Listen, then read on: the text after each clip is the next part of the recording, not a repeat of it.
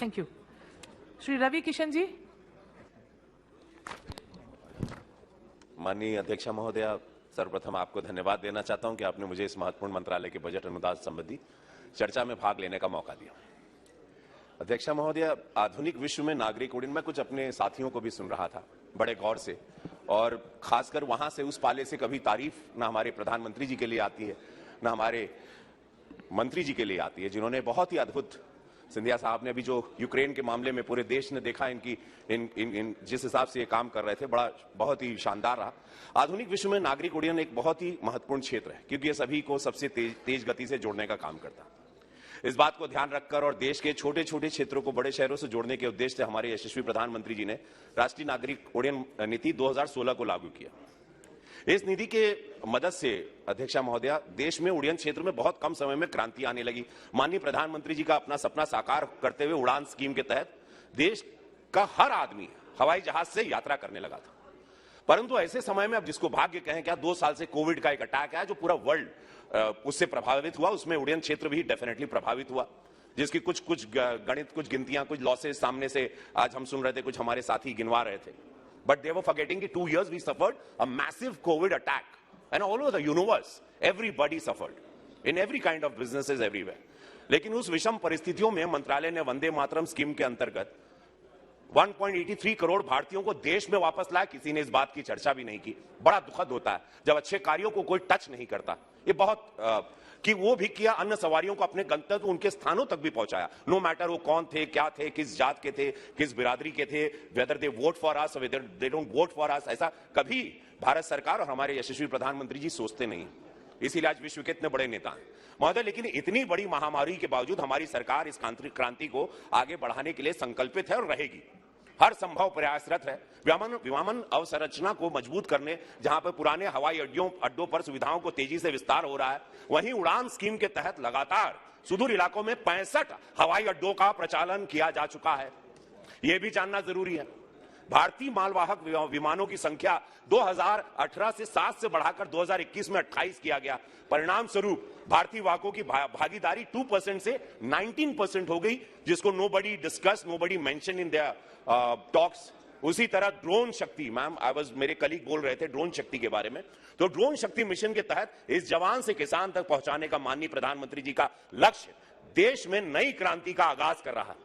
जिस गति से मंत्रालय इस क्षेत्र में कार्य कर रहा है, इसमें कोई संदेह नहीं कि भारत 2030 तक विश्व का ड्रोन के लिए सबसे बड़ा मुख्य केंद्र बनेगा। अब अध्यक्षा महोदय, मैं आता हूं अपने टॉपिक पर जो वेरी इंपॉर्टेंट है। मेरी कॉन्स्टिट्यूएंसी है गोरखपुर। मैं आपके माध्यम से मंत्री जी का ध्यान आकर्षित करना चाहता हूं कि गोरखपुर के संबंधित कुछ बातें मैं उनको बताना चाहता हूं। सबसे पहली आवश्यकता है एक नए टर्मिनल भवन की। मौजूदा टर्मिनल भवन जो भारतीय वायुसेना के देखरेख में, और मैं भी उस एयरपोर्ट से अटैच हूं, I am taking care of things as by default when you are a member of parliament. उसमें पीक समय पे केवल 100 व्यक्ति को संभालने की इस वक्त क्षमता है, और we are running almost 14 aircraft हर जगह पे, पूरे देश में भी वहां से चल रहे हैं। पूज्य महाराज जी, योगी जी को मैं उसके लिए धन्यवाद दूंगा कि he is very alert and very sensitive about all this issues, जहां से ग्रोथ हो, बिजनेसेस आए, तरक्की हो, एजुकेशन बढ़े, शूटिंग्स, फिल्मों की शूटिंग्स भी, अब गोरखपुर एक हब हो गया फिल्मों की शूटिंग का।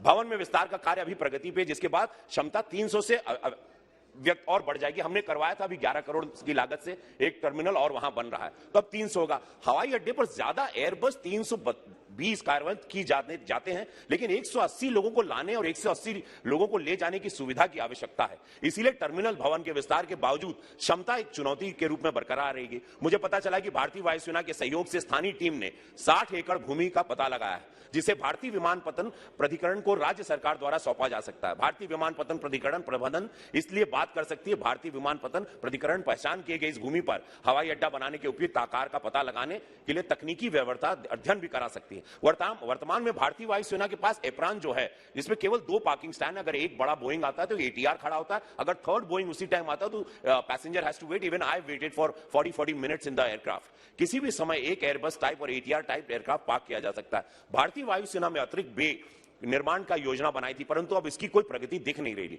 इसीलिए अधिक संख्या में एयरक्राफ्ट को नहीं रखा जा सकता, बहुत ज्यादा, और पैसेंजर का लोड बहुत है गोरखपुर में, क्योंकि गोरखपुर हब है, बिहार से भी कनेक्टिविटी है उसकी, वहां पर एम्स भी, अस्पताल भी आ गया है, फर्टिलाइजर भी है, गोरखपुर में फिल्मों की शूटिंग हो रही है, फिल्म स्टूडियो बनने जा रहा है। इसीलिए आपके माध्यम से मैं माननीय मंत्री जी से अनुरोध करता हूं कि 1 मिनट अभी फिनिश, गोरखपुर के लिए एक नए व्यावसायिक टर्मिनल पर बनाने का जरूर विचार करें। हम नागर विमान मंत्री जी को धन्यवाद करते हैं, उन्होंने कानपुर और वाराणसी के लिए गोरखपुर से 2 उड़ानें शुरू की हैं, और लोगों की मांग है कि सीधे गुवाहाटी, पटना, जम्मू, चेन्नई, पुणे, भुवनेश्वर, सूरत भी मिल जाए तो एकदम बम बम हो जाएगा। महोदय, गोरखपुर एयरपोर्ट पर इंडिगो के बाद एक बहुत समस्या है स्पाइस जेट की। स्पाइस जेट आजकल है ना, बुकिंग ले लेता है और कैंसिल कर देता है, विच वी सफर्ड लॉट, और उसकी वजह से बहुत परेशानी होती है हमारे पैसेंजर्स को, गोरखपुर के नागरिक को, और बिहार से जुड़े जितने लोग। स्पाइस जेट को थोड़ा डेफिनेटली सलाह दी जाए कि अगर वो बुकिंग ले रहा है, अगर उसने हम लोगों को जहाज का समय दिया है, तो अपनी फ्लाइट को कैंसिल ना करें, जिससे हम लोगों को दिक्कत बहुत होती है। और मैं हवाई अड्डे पर एयरपोर्ट की अथॉरिटी ऑफ इंडिया की जनशक्ति कमी है, केवल 8 अधिकारी उस छोटी सी टीम हवाई अड्डे का प्रबंधन करते हैं। हवाई अड्डे पर सुबह 6 बजे से रात 9 बजे तक काम होता रहता है,